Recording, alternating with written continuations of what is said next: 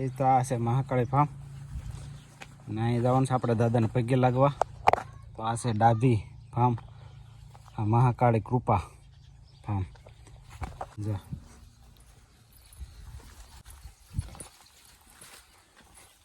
કાઢવાની લાશ, શેતના લાશ કાઢી લીધી છે. કેમ શેતના લાશ કાઢી છે? તો એ લાશ તો કાઢવી જ પડે ને, દાદાને દર્શન કરવા જાય લાશ ન કાઢવી પડે આપણે? અમથા તો આપણે નથી કાઢતા, પણ જ્યારે દાદાના દર્શન કરવા જાય ને ત્યારે આપણે લાશ કાઢવાની છે. ને કાયમિક તો નથી કાઢતા. જો આરી બેન તો ખોલી નાખે. જો નથી કાઢતી, પણ અમારે અહીંયા વાડીમાં આવીને એટલે દાદાની લાશ કાઢવી પડે. તો અમારા દાદા વાડીની અંદર બેઠેલા છે, તો હાલો તમને દર્શન કરાવીએ. તો ગાઈઝ બ્લોગમાં બનાવી રહેજો, ખૂબ જ મજા આવશે. અને હાલો આપણે જઈએ હવે દાદાના દર્શન કરવા.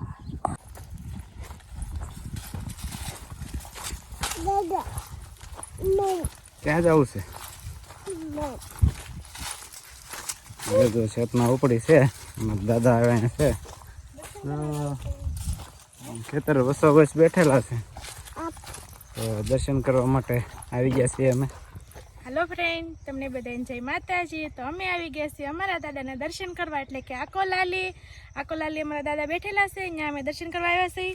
અને આરે આપણે ચોખા ને બધું આપણે ઘરેથી જ રેડી કરીને લાવ્યા હતા, અને શ્રીફળ ને અહીંથી લઈ લેવાનું. હવે મારે કાઢવાની છે લાશ, કેમ કે આમ તો હું લાશ નથી કાઢતી, પણ દાદા પગે લાગવા આવવાનું ને ત્યારે લાશ કાઢવાની, એટલે આપણે લાશ કાઢી લીધી છે. આમ મેં ધજા દેખાય છે ને, અમારા દાદા બેઠા છે. હા,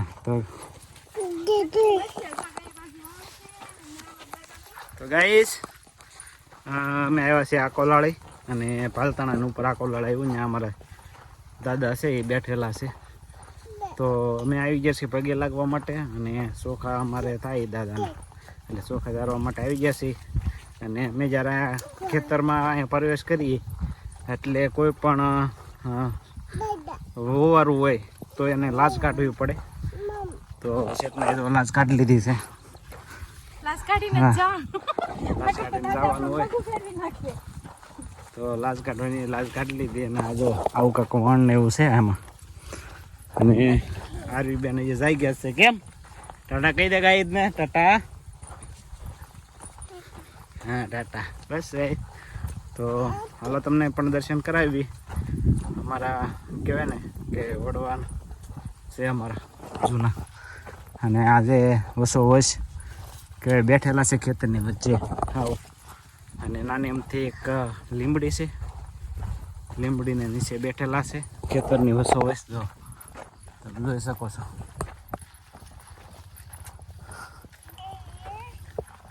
તો આખું ખેતર છે. અહીંયા જઈને કાઢી છે. આવું કાંક વણ છે, અને વણ ખૂબ સરસ છે. કેમ વણ પણ ખૂબ સરસ છે. તો ગાઈઝ જો આ છે અમારા દાદાની ડેરી. તો શેતના તલાશ કાઢેલી છે. જો અને સપલા કાઢી નાખીએ આપણે. ચોખા આપણે ઝારવાના છે. ચોખાને આપણે ઝારી દેવી, શ્રીફળ વધેરી નાખી, પછી દર્શન કરી લેવી. તો હાલો હવે આપણે અહીંયા સપલને કાઢી નાખ્યું. ખોલ ને. હા પાટી તમે ખોલો. હા હા, ખોલ નાખો. પાકીટ અહીંયા ખોલી દો.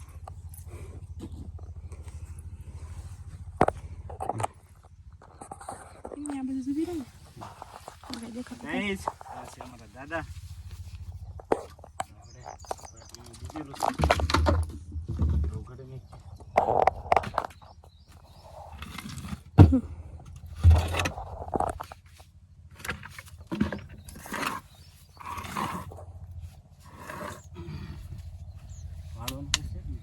વાળવાનું નહીં હોય કઈ.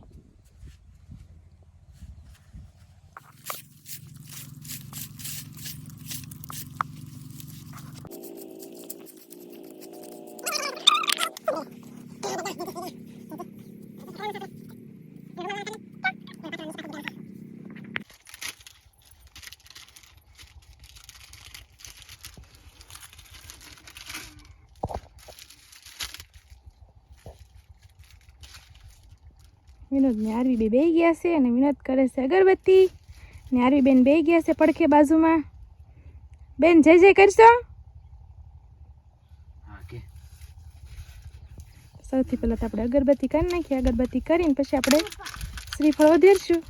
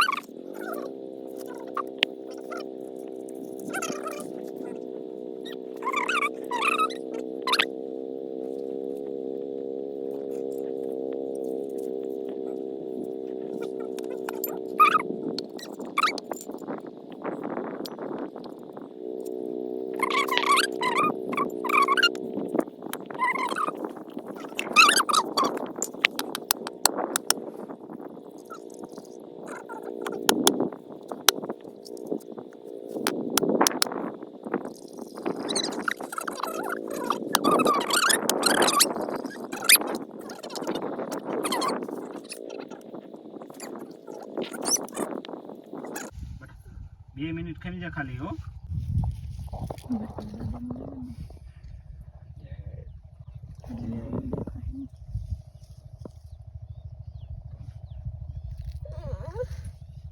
તો ગાઈસ આ છે અમારા દાદા અને પગે લાગવા મળી છે. જો નીચે બેહીને દાદાને અને ચેતનાને છે ને અહીં લાજ જ કાઢવાની હોય.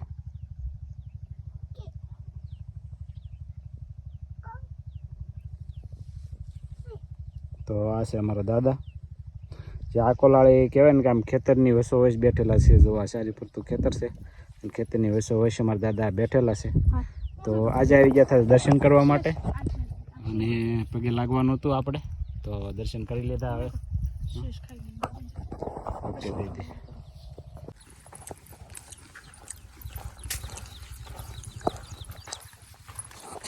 તો ગાઈસ આપણા પગે લાગી જવા છે અને દાદાના પગે લાગી લીધું, ચોખા જવા દીધા છે અને હવે આપણે જવાનું છે સીધું પાલતાણા. પાલતાણા જઈને પછી જવાનું છે દેતલા. તો ગાઈસ આવું છે કંઈક વણ અમારા કહેવાય ને અમારા કાકાનું નેનું છે. તો વસો વસ બેઠેલા છે અમારા દાદા. તો ત્યાં અમે આવ્યા હતા પગે લાગવા માટે. હા તમે શીપડું આવતા દાદા પગે લાગે. શીબડા તો શેતના કે મુક્તિ જ નથી. શીબડા આરવી હાટું લીધું હોય એવું વાળું તમ તો જો ગાઈસ શેતના ત્યાં શીબડા લઈ લીધે કે શીબડા ગમે ત્યાં લે.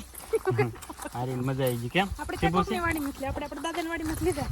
દાદાને પૂછ્યું પેલા, દાદા લેવી, દાદાએ આ પાડી દીધી એટલે મેં તોડી લીધું.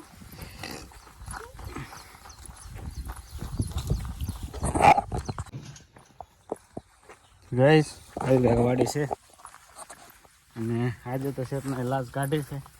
અચાનક કાઢી. હા કોઈ દે તો લાજ નથી કાઢતા, દાદાને કાઢવી પડે ને. તો આજે લાજ કાઢી ફાઇનલી.